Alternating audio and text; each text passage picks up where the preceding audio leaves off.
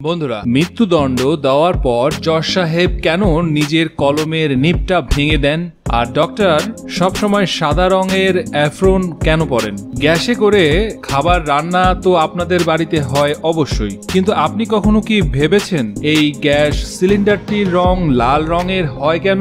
আর যদি না জানেন তাহলে এই ভিডিওটিকে স্কিপ না করে সম্পূর্ণ ভিডিওটি শেষ পর্যন্ত দেখবেন, কারণ এই ভিডিওতে আমরা আপনাদেরকে দেখাতে যাচ্ছি দেশ এবং বিদেশের এরকমই সকল ইন্টারেস্টিং ফ্যাক্টস।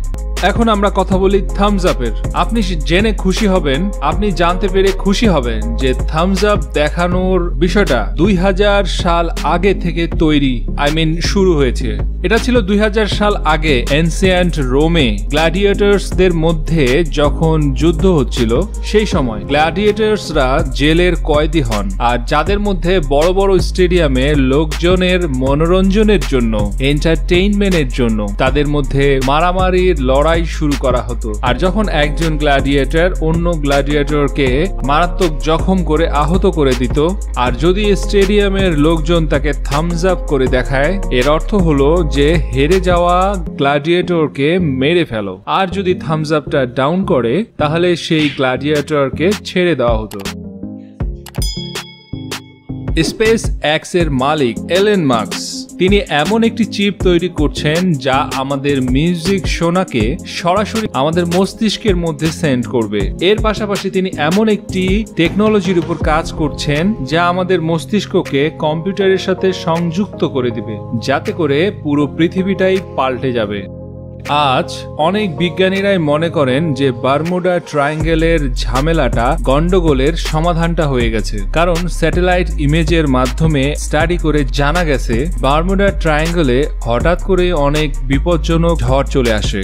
আর হেক্সাকিনাল ঝড় মেঘের উৎপন্ন হয়, যেটা এয়ার বোম্বারের মতন করে কাজ করে। এগুলোর ফলে উৎপন্ন ব্লাস্ট এর কারণে 170 কিলোমিটার গতিতে ঝড় উৎপন্ন হয়, আর পৃথিবীর কোনো জাহাজ বা এরোপ্লেন এত তীব্র ঝড়ের মধ্যে টিকতে পারে না।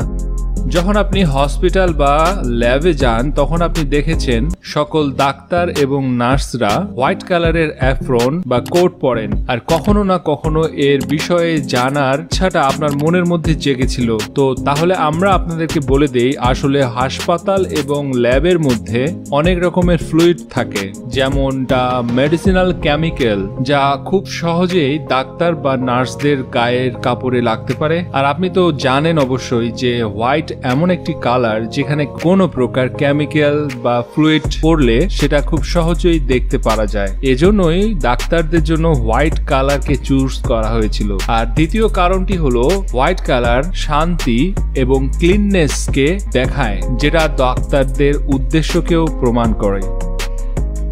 আপনি কি জানেন জাপানে যখন একটি ছেলে একটি মেয়েকে পছন্দ করে তখন সে সরাসরি গিয়ে কখনোই সেটা বলে না যে সে তাকে অনেক পছন্দ করে, লাইক করে। এটা না করে তখন ছেলেটি মেয়েকে বলে তার শার্টের দ্বিতীয় বোতামটি তার কাছে চায়, কারণ জাপানে এমনটা মনে করা হয় যে শার্টের দ্বিতীয় বাটনটি আপনার হৃদয়ের খুবই কাছাকাছি থাকে। আর এরকম কোনো পরিস্থিতিতে যদি আপনার কাছে কেউ এরকম বাটন চায়, তখন সে আপনার কাছে বোতাম চাওয়া মানে সে আপনার কাছে আপনার হৃদয়টা চাচ্ছে, মনটা চাচ্ছে। আমেরিকার সুনামধন্য রাষ্ট্রপতি আব্রাহাম লিঙ্কনকে তো আপনারা সবাই চেনেন। আর আব্রাহাম লিঙ্কনের মার্ডারের পূর্বেই তিনি জানতে পেরেছিলেন তার মার্ডার করা হবে, কারণ তার বডিগার্ড গ্রুপদের তথ্য অনুযায়ী আব্রাহাম লিঙ্কন হত্যা হওয়ার আগের 3 রাত আব্রাহাম লিঙ্কনকে হত্যা করার স্বপ্ন দেখেছিল। যখন তার বডিগার্ড সেই রাতে তার ঘরে থাকার জন্য তাকে বললেন, আব্রাহাম লিঙ্কন তার বডিগার্ডকে গুড নাইট না বলে গুড বাই বলেছিলেন, যা এই কথাটিকে ইশারা করে যে তিনি তার হত্যার পূর্ব আভাস পেয়েছিলেন। সুইজারল্যান্ড দেশটির নাম আপনি তো শুনেছেন অবশ্যই, কিন্তু আপনি কি জানেন আপনি রাতের 10টার পরে সেখানে টয়লেটে যেতে পারবেন না, কারণ রাতের 10টার পরে যে কোনো প্রকারের শব্দ সেখানকার লোকজনের ঘুম নষ্ট করে দিতে পারে। তো সেই রকম মুহূর্তে টয়লেটের ফ্লাশ পুরো অ্যাপার্টমেন্টে অনেক আওয়াজ তৈরি করবে। আর যদি ভুল করেও আপনি এই কাজটি করেন তো জেলের মধ্যে আপনাকে জামাই আদর দিয়ে খাওয়ানো হবে। আপনারা অনেকেই দেখেছেন আপনার সাথে যখন কেউ কথা বলছে তখন কথা বলার মুহূর্তে সে প্রায়শই নিজের নাকটাকে চুলকাচ্ছে, কিন্তু আপনি কখনো কি ভেবেছেন যে সে এমনটা কেন করে? তো সাইকোলজির ক্ষেত্রে যেটা রেজাল্ট দাঁড়াচ্ছে, কথা বলার সময় নাক চুলকানো বা নাক টাচ করার লোক অনেক বেশি নার্ভাস থাকে এবং সবসময় এটাই ভাবে যে সামনের জন তার সম্পর্কে কি ভাবছে। আপনারা সব সময় কোনো মুভিতে বা কোনো সিরিয়ালে দেখেছেন যখন জজ সাহেব কোনো আসামিকে মৃত্যুদণ্ড দিচ্ছেন তখন তিনি সেই সাজা বিষয় যে পেপারসটাতে লিখছেন সেখানে কলমের নিবটাকে ভেঙে দেন। এখন অবশ্যই ভাবছেন যে এমনটা কেন করে জজ সাহেব? ওয়েল বন্ধুরা, এটি একটি প্রতিকারমূলক কাজ যা এজন্যই করা হয় কারণ যেই কলম দিয়ে কোনো ব্যক্তির মৃত্যু লেখা হয়েছে সেই কলমটিকে এইরকম কাজের জন্য দ্বিতীয়বার যেন আর ব্যবহার করা না হয়, এজন্যই কলমের নিবটাকে জজ সাহেব রায় লেখার পর কলমের নিবটি ভেঙে ফেলেন। বন্ধুরা, 1954 সালে একটি দিন টোকিও এয়ারপোর্টে একজন এমন ব্যক্তি ল্যান্ড করেন যার কাছে টড নামের একটি দেশের ভিসা আছে যা এই পৃথিবীতে কোথাও নেই। এছাড়াও বন্ধুরা, তার কাছে দুনিয়ার অন্য দেশেরও ভিসাও রয়েছিল আর সে বলেছিল তার দেশ টোরেট যা 1000 সাল পুরনো, যেটা শোনার পর সিকিউরিটি অফিসার্স তাকে জেল হাজতে ঢুকায়। কিন্তু সবচেয়ে আশ্চর্যের বিষয়টি হলো এটাই, পরের দিন মিস্টিরিয়াস ভাবে সে লকআপের ভিতর থেকে নিজে থেকেই বের হয়ে চলে গেছেন, অ্যাকচুয়ালি উধাও হয়ে গেছেন। এরপর কোনো ব্যক্তি তাকে আর খুঁজে পায়নি। বিশেষজ্ঞদের মতে সে প্যাগল্যান ইউনিভার্স থেকে এসেছেন, যিনি ভুলক্রমে পৃথিবীতে চলে এসেছিলেন।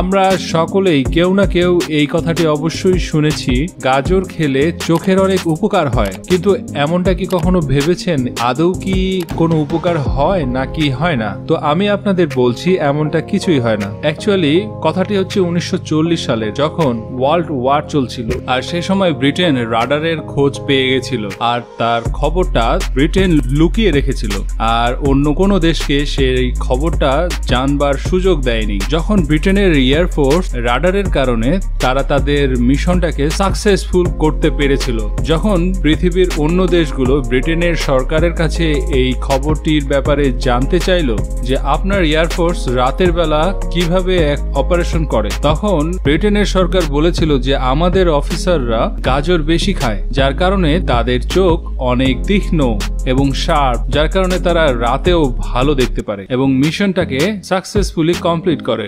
আপনিও আপনার অফিসারদের গাজর খাওয়ান। তখন থেকেই একটি প্রবাদ শুরু হয়ে যায়, গাজর খেলে চোখের নজর অনেক ভালো হয়ে যায়। আমাদের ঘরের রান্নার কাজে ব্যবহার করা গ্যাসের সিলিন্ডার শুধুমাত্রই অন্য কোনো রং না হয়ে লাল রংটি হওয়ার কারণ হলো লাল রঙের রিফ্লেকশনটা অনেক বেশি, যা বিপজ্জনক জিনিস হিসেবে প্রুফ করে। লাল বিপজ্জনক জিনিসের সাইন হিসেবে ব্যবহার হয় এবং সেটা অনেক দূর থেকেও দেখা যায়। আর পাশাপাশি লাল রং এলপিজি সিলিন্ডারের পরিচিতিও তৈরি করে, চেনার জন্য পরিচিতি করিয়ে দিতে অনেক ভালো কাজ করে। যখনই আমাদের কাছের কোনো মানুষের সাথে খারাপ কিছু হতে যাচ্ছে, কখনো কখনো আমরা সেটার পূর্বাভাস পেয়ে যাই। এমনই 2016 সালে একটি পরিবারের সাথে হয়েছিল, যখন ওই পরিবারের 5 বছর বয়সী একটি কন্যা বিছানায় উঠে বসে কান্না করতে শুরু করলো। এরপর যখন তার মা তাকে জিজ্ঞেস করলো সে কেন কান্না করছে, তখন সে কান্না ভরা কণ্ঠে উত্তর দিল যে আমার যে দাদি আম্মা মারা গেছেন। এই খবরটি শোনার পর মহিলা একটু অবাক হলেন এবং অনেক বেশি আশ্চর্যের চমকে গেলেন তখন যখন এই ঘটনার প্রায় 1 ঘন্টা পর তারা ফোন কলে জানতে পারলেন ওই বাচ্চার মায়ের কাছে একটি ফোন আসলো যে দাদিমা সত্যি মারা গেছেন। যেটা শোনার পর বাচ্চাটার মা শকড হয়ে গেছিলেন। দাঁড়িয়ে দাঁড়িয়ে পানি পান করার ফলে আপনার হার্ট এবং লাঞ্চের মধ্যে অনেকগুলো সমস্যার সৃষ্টি হতে পারে। এজন্যই সব সময় মনে রাখবেন যেন আপনি সব সময় বসে বসেই পানি পান করেন, এতে করে আপনার মেমোরি অনেক ফাস্ট চলতে থাকে এবং আপনি আপনার যে কোনো কাজ অনেক ফাস্টলি অনেক তাড়াতাড়ি করতে পারবেন। দক্ষিণ কোরিয়ার রাজধানী সিউলে হোলির মতো দেখতে একটি উৎসব পালন করা হয় যাকে মাড ফেস্টিভ্যাল বলা হয়। মাড ফেস্টিভ্যালটি অনেক ধুমধামের সাথে পালন করা হয়। এই ফেস্টিভ্যালে লোকজন একে অপরকে কাদার মধ্যে ফেলে দেয়। ইয়াংস্টারদের জন্য এই উৎসবটি অনেক বড় একটি সুযোগের, কারণ এইরকম সময় উৎসব চলাকালীন সময় তারা অনেকেই নিজেদের প্রিয়তমকে খুঁজে নেয়, তাদেরকে নিজের মনের কথাও বলেন। একে অপরের উপরে কাদা ছিটানো, লোকজনকে উঠিয়ে কাদার মধ্যে ফেলে দেওয়া এই ফেস্টিভ্যালের সেন্টার অফ অ্যাট্রাকশন। আপনি যদি আপনার প্রিয়তমকে নিজের মনের কথা বলতে পারছেন না, এই ফেস্টিভ্যালটা আপনার জন্য বেস্ট ডেস্টিনেশন আপনার প্রিয়তমকে প্রপোজ করার জন্য। এই উৎসবের জন্য একটি কাদার পুল তৈরি করা হয় আর ওইখানে লোকজন একে অপরের সাথে এনজয় করে। আপনাকে বলে রাখি, এই যে কাদাগুলো সেগুলো আমাদের স্কিনের জন্য অনেক উপকারী। এগুলোতে মিনারেল ভর্তি থাকে। এই ফেস্টিভ্যালে অংশগ্রহণ করার জন্য প্রতি বছর 20 থেকে 30 লাখ লোক এখানে ঘুরতে আসেন। এখানকার সমুদ্র সৈকতের কাছেও এই রকমের ফেস্টিভ্যাল গুলোকে পালন করা হয়। আপনার যদি এই ফেস্টিভ্যালে যে মজা করে সেটা যদি আপনাদের পছন্দ হয়, তাহলে আমাদের ভিডিওটাকে অবশ্যই লাইক করে দিন আর বন্ধুদের কাছে শেয়ার করে দিন।